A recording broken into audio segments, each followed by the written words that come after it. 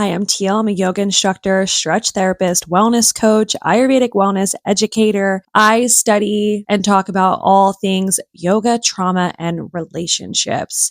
I have been on this healing journey for the last 6 years, and I now dedicate my life to helping other people heal emotionally, physically, spiritually. I just love the healing process. And today I wanted to talk about emotional capacity and the two-way growth that occurs. So a lot of people, when they think of emotional resilience, they think of their ability to feel those quote unquote like difficult emotions, maybe pain, grief, anger, fear, panic. But they also don't realize that their unwillingness to maybe feel those feelings is keeping them from being able to feel all of the other really good emotions, things like joy and excitement and love. And that when we numb out these difficult emotions, we actually end up numbing out the good ones too, the ones that we want to feel. And the best way that I can explain this is with a rubber band. Okay. When you decide that you're like, okay, I want to grow my emotional resilience,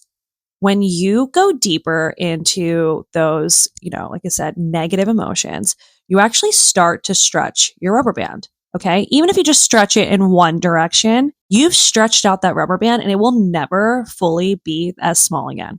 You start to stretch it, right? That's just what happens with the rubber band. You probably notice it with like, if you're a woman maybe, or like someone who has long hair and you have those hair ties and they just keep stretching out the more you're stretching them. It's the same exact thing.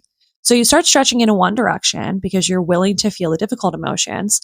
It actually just ends up becoming bigger overall. So now you've grown your capacity to feel the other emotions like that love, joy, and excitement that we talked about. And that's why growing your emotional capacity is so important, because it actually allows you to feel the full range of emotion on both sides of the spectrum, so that you're not keeping your emotions small. You're not keeping your life small. This is what gives you true emotional freedom. And a lot of us don't even realize that we're doing it, right? Because we don't want to feel those negative emotions. Like I said, we might do things like avoid, distract, numb out, and then we end up numbing out those good feelings too. And, a couple years ago is when I really started recognizing this in myself. I was going through bouts of anxiety and depression. And normally what that looks like is when we don't want to feel a difficult emotion, or we don't want to feel like that anxiety in the body, we suppress it and we shut it down. We go into dissociation. That's a form of depression. When we start to feel safe again, or those feelings are like, I don't need to be felt, they start to bubble up to the surface. That feels like anxiety in the body. Starts to come up. We go, not willing to feel this. Push it down. Depression, anxiety, depression, right? So that's what was happening to me. This is all subconscious, by the way. This isn't a very conscious thing. Okay. So I'm doing that. I'm suppressing these feelings. I'm pushing them down. And meanwhile, I'm going, I'm fine. I'm okay. Right. I'm just not feeling these bad emotions. I don't want to feel that. I don't want to feel that sadness. Right. I don't want to feel that anger.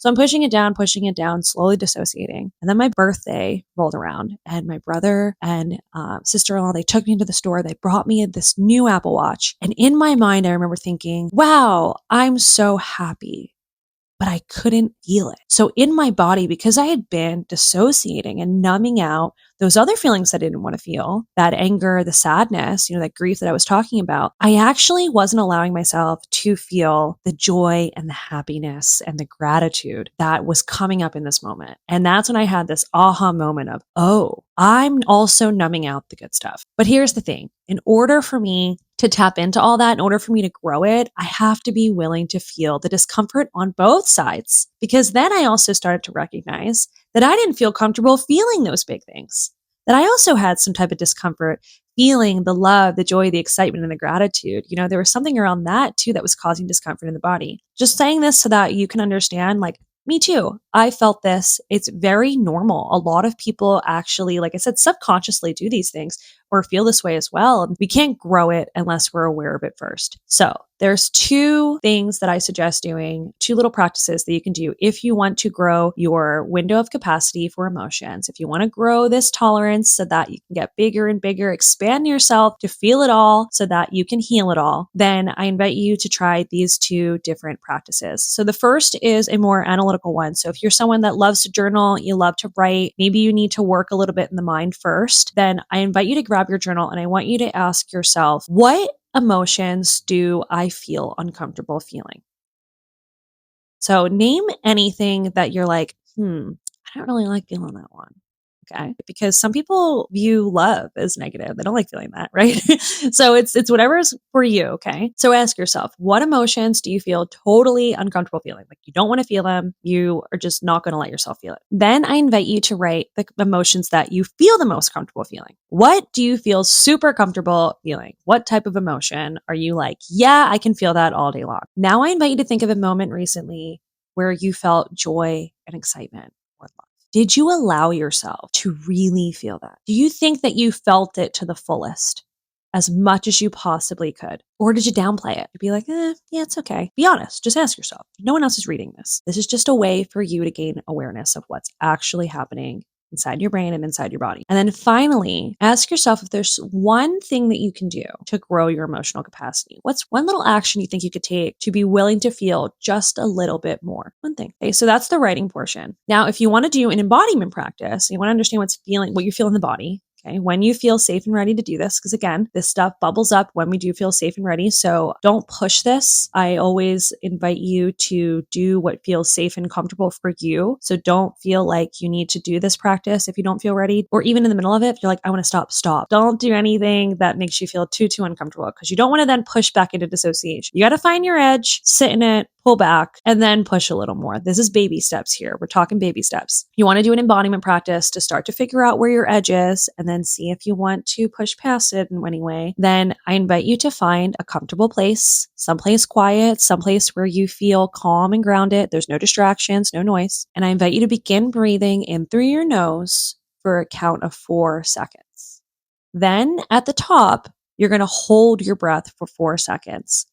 And while you're holding your breath, just notice if there's any discomfort in the body. Remember, this is just 4 seconds, okay? Then slowly exhale for 6 seconds. So you're doing a little bit of a longer exhale. So inhale for 4, hold for 4, and notice the discomfort, and then exhale for 6 and allow it to relax. I suggest doing this. Maybe if you're going to first start only doing this for like a minute, but eventually seeing if you can get up to like 5 to 10 minutes of doing that and just feeling the feelings. And maybe that's the goal. But start off small and just those little bits, just notice, right? Maybe even put a hand on your body, maybe put on your heart, or your belly. Just breathe in, hold it. Then you just slowly exhale. Okay. Again, we're just looking to have some awareness. We're looking to find our edge so that we can eventually, in little bits, start to grow it. I hope that you got something out of this video. I hope that you enjoy the journaling exercise, enjoy the embodiment practice. Please feel free to ask questions in the comments below or DM me over on Instagram at just.teal. I will always try to help as much as I'm able to. And remember, I'm sharing with you as I'm learning this. So as I learn new techniques, as I test them out myself, I'm currently learning a new technique called TRE. I will share more about that in another video, but please come back, stay tuned, and let me know what you think below.